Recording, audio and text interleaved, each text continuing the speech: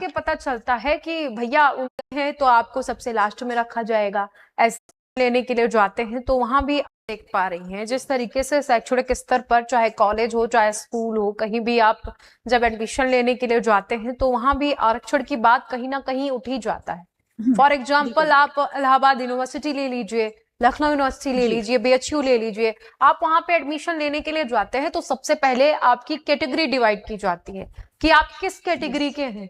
अगर आप जनरल के हैं तो आपको सबसे लास्ट में रखा जाएगा, SC ST हैं तो उससे ऊपर, OBC हैं तो उससे ऊपर, इस तरीके से डिवाइड कर दिया जाता है।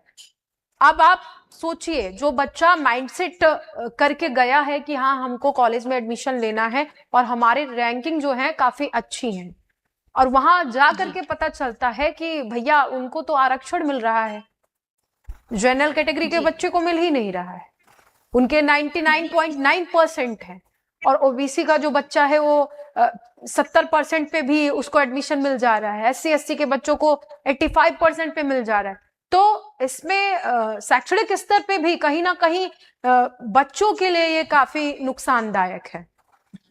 बिल्कुल, ये तो मैं कह रही हूँ, तो बहुत हार्मफुल चीज़ें हैं, क्योंकि आप देखिए कि अगर लॉ में ही आप एडमिशन, एक फॉर एग्जांपल मैं एक छोटी-सी बात देती हूँ कि लॉ में आप एडमिशन लेने जाते हैं, तो अगर आपके इंटरमीडिएट के मार्क्स अगर 40% भी हैं, 40% पे एडमिशन आपको मिल जाएगा लॉ में। लेकिन अगर वही जनरल कैटेगरी का बच्चा है, उसके 40% मार्क्स, उसको एडमिशन ही नहीं मिलेगा। एडमिशन राइट खत्म। 5 ईयर लॉ में 5 ईयर लॉ आफ्टर इंटरमीडिएट होता है। अब उस पर आपने जनरल को तो बिल्कुल बाउंड कर दिया, जनरल तो आ ही नहीं सकता है। अब ग्रेजुएशन वो करे, अगर ग्रेजुएशन में भी मार्क्स उसके अच्छे नहीं आए, फिर वही 30% 40% में वो अटक गया, तो आफ्टर ग्रेजुएशन भी उसके पास चांसेस खत्म। तो आप वो किस बेस पे क्वालिफिकेशन दे रहे हैं? शिक्षा का राइट एक जगह संविधान हमारा कहता है प्रति व्यक्ति, देश के हर नागरिक को शिक्षा का राइट है। अगर शिक्षा का राइट है तो फिर आरक्षण क्यों शिक्षा में? अगर आप एडमिशन लेने जाते हैं तो एडमिशन में आपने फॉर्म में ही जमा करा लिए कोटे कि इनका कोटा ये है, विकलांग कोटा। मैं विकलांग कोटे का विरोध नहीं करती कि चलिए वो तो जरूरतमंद है,